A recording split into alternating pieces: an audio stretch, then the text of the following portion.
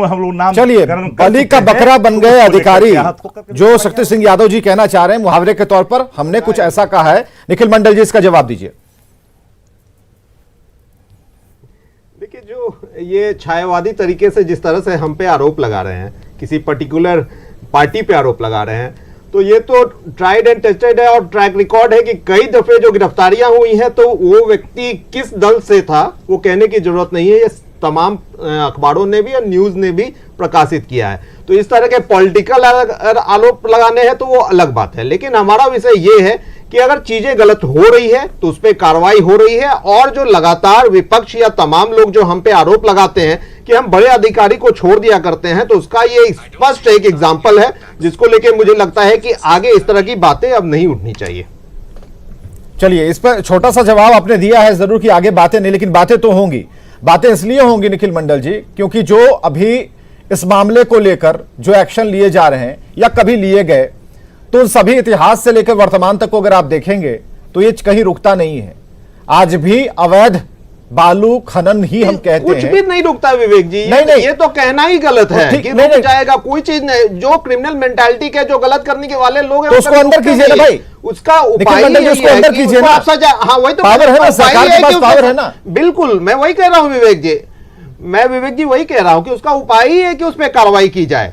लेकिन इसका मतलब ये नहीं कि किसी दो को कर दिया तो फिर आगे दो उत्पन्न नहीं होंगे। हो सकता है आप भय पैदा कीजिए ना, यहाँ तो ठीक है अपनी ही बात में मुझे ऐसा लगता है वो जो एक डर होता है ना, वो डर कहीं ना कहीं निकल गया है। यही बात है, यही पक्की बात है, क्योंकि आप जब एक के ऊपर कड़ा एक्शन लेंगे तो दूसरे की हिम्मत नहीं होगी। अब इतनी हिम्मत बढ़ गई, आगे इतनी हिम्मत बढ़ गई, लेकिन फिर भी हिम्मत करते हैं, गलत करने वाले लोग करते ही हैं। ऐसा नहीं है। ठीक है, अरविंद सिंह जी प्रवक्ता बीजेपी, क्या जवाब है इसका? क्योंकि देखिए 3 से 4 सवाल घुमा घुमा कर नहीं बल्कि स्पष्ट तौर पर आरजेडी की तरफ से पूछे गए। विपक्ष का काम है पूछना, जवाब आपको देना होगा, सरकार आपकी है। अरविंद जी देखिए, आरजेडी के भाई शक्ति सिंह जी ने जो बात कही, उनका कहीं पे निगाहें और कहीं पे निशाना, वो अपने दिल का दर्द व्यक्त कर रहे हैं। जब सरकार कार्रवाई करती है तो इनको दर्द हो रहा है कि अधिकारियों पर कार्रवाई हो रही है, तो सरकार क्या करे? जो गलत करेगा उस पर तो कार्रवाई होगा ही। सरकार ने जांच किया, जांच के बाद जो जिनको गलत पाया उन पर कार्रवाई की। अब उनको सस्पेंड करना या स्थानांतरित करना, यही दो प्रक्रिया है। तो पहले उनको स्थानांतरित करके छोड़ दिया गया है, फिर आगे कुछ आएगा तो उस पर सरकार ने एक्शन लेगी। तो उनको एक ही बार में फांसी नहीं दिया जाएगा, उन्हीं अधिकारियों से काम लेना है। और जहां तक बात है, जो माफिया हैं वो तो काम करते हैं हर जगह, जो अपराधी हैं वो जेल जाते हैं, छूटते हैं, फिर अपराध करते हैं, लेकिन सरकार का मंशा साफ है, सरकार उन पर कार्रवाई कर रही है। और जो लोग उसमें संलिप्त हैं उनकी बेचैनी है, वो बेचैन हैं, वो हर तरह से व्याकुलता में कुछ न कुछ बोलेंगे। हो सकता है कि बेचैन वो माफिया तंत्र भी होगा, कार्रवाई हुई है। ऐसा भी तो हो सकता है कि माफिया तंत्र बेचैन होगा, उनकी बेचैनी के माध्यम से हो सकता है, अधिकारी ऐसे हैं जो रोक टोक कर रहे हैं, भाई इन्हें साइड किया जाए। तो ऐसा लगता है कि सिस्टम पर माफिया तंत्र भी कहीं ना कहीं एक असर छोड़ता है। इस बात से क्यों हम इनकार कर दें एक झटके में? नहीं, सिस्टम पर माफिया तंत्र हावी नहीं है। सिस्टम पर माफिया तंत्र हावी होता तो ये अधिकारियों पर कार्रवाई नहीं होती। सरकार का मंशा साफ है, जो गलत करेगा उस पर उसको सजा मिलेगी। और सरकार इसका आपके सामने तुरंत उदाहरण पेश किया है। इतने अधिकारियों पर, सीनियर से लेकर के और बड़े से लेकर के छोटे अधिकारियों पर कार्रवाई की है। और जो इतनी जब्ती हो रही है, इतने पकड़ धकड़ हो रही है, इसका उदाहरण आपके सामने है बिहार। क्या ये फॉर्मूला बता पाएंगे आप? अपराधियों को फॉर्मूला बता पाएंगे कि कैसे रोक लगेगी? सरकार कानूनन माफियाओं पर क्या कार्रवाई हो रही है? चलिए, अधिकारियों की मिलीभगत या फिर उनकी संलिप्तता के आधार पर आपने उनको एक्शन ले लिया, मुख्यालय पोस्ट कर दिया। हमें जरा ये बताइए, माफियाओं पर वो पूरी लिस्ट क्या है? कौन से बड़े बड़े माफिया पकड़े गए इसमें? जो माफिया पकड़ा रहे हैं उनके कौन से बताइए, 2-4 नाम बता दीजिए। किया जा रहा है, उनके सामान को जब्त किया। जो भी हो, नाम आप खुद ढूंढ लीजिए। जो भी माफिया है, चाहे कोई भी जनरल, किसी को चुन करके नहीं, टारगेटेड करके नहीं पकड़ा भाई, वही तो सवाल है। वो सब नपेंगे।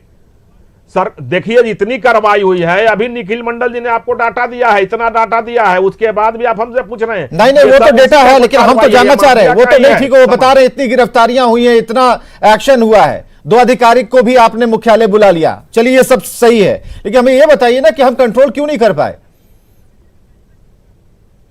देखिए, सीओ से लेकर के बीडीओ से लेकर के एमवीआई से लेकर के हर एक तरह के अधिकारी का यह हुआ है, इसमें कार्रवाई हुई है। मतलब मान रहे हैं कि भ्रष्टाचार हर एंगल पर है, और जो भी देखिए, जहां भ्रष्टाचार होगी सरकार कार्रवाई करेगी और उनको सजा मिलेगी। यह सरकार बचाने वाली नहीं है। एक समय था कि जब लोग बचाते थे और अफसरों को तरजीह देते थे और मुख्यमंत्री आवास से उनको तरजीह शक्ति सिंह यादव जी बचाया जाता था। यहाँ पर जो भी इस तरह से करेंगे शक्ति वो सिंह यादव जी नहीं, वो नपेंगे। सच को आज की जरूरत नहीं होती। एक अन्य मार्ग में जो तस्वीरें छपी थी शराब माफिया की, बताने की जरूरत नहीं है। और किन अपराधियों के संदर्भ में क्या क्या ये बोल गए अब पता नहीं। अब इनको इनके ही विभाग के वो विभाग जो खनन विभाग है इन्हीं के कोटे में है। इनके मंत्री क्या क्या बोल गए पिछले दिनों बता रहे। इनके मंत्री को ही तबादला किया गया सब भ्रष्टाचार के संरक्षण में, माफिया के संरक्षण में।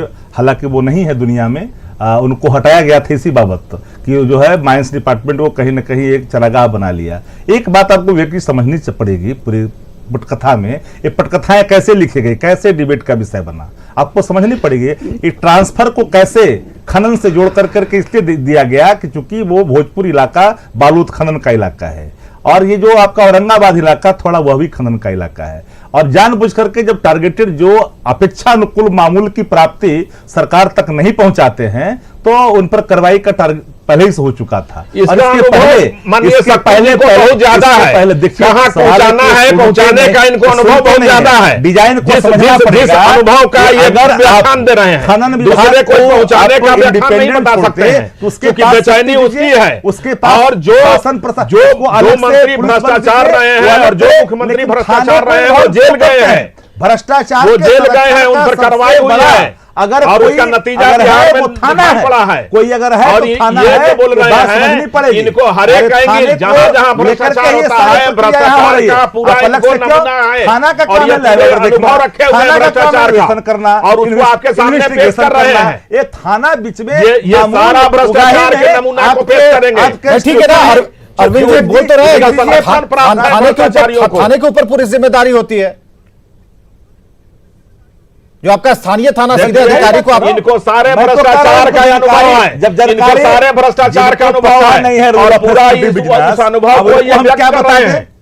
अब उनको हम क्या लोग को इतना ही पता है कि जो भी भ्रष्टाचार करेंगे उन पर कार्रवाई करेंगे, उन्होंने उनको सजा देंगे, चाहे वो थानेदार हो, चाहे वो अलग हो, चाहे वो डीएम हो, चाहे वो माइंस का अलग से जो पुलिस बल की व्यवस्था करनी थी। इस संदर्भ में सरकार अगर कार्रवाई कर ली गई होती तो मैं दावे के साथ कहता हूं कि थाना बासीपन का शिकार नहीं होता और उच्चतम न्यायालय को यह कहना नहीं पड़ता कि बिहार में पुलिस राज है। पुलिस राज बिहार में आतंक राज है, कहना पड़ा कि बिहार में पुलिस राज है, ये नहीं कहना पड़ा होता है कि बिहार में गुंडों का राज है, जंगल राज है, आतंक का राज है। ये राजद के शासन में कहा जाता था, बिहार में कहा जाता है कि सुशासन है, पुलिस का राज है, कानून का राज है और बिहार में कानून का ही राज है और कानून का ही राज रहेगा। बातें करते हैं जिस सरकार को पुलिस कानून लाने के लिए पुलिस का सहारा वेसन में लेना पड़ता है। हम लोग गुंडों का सहारा नहीं लेते हैं, हम लोग सरकार में गुंडों का सहारा नहीं लेते हैं, सरकार है, गुंडों को स्थापित नहीं करते हैं। जरा सुनते हैं इस पर कांग्रेस के ज्ञान रंजन क्या कहना चाहते हैं। ज्ञान रंजन जी।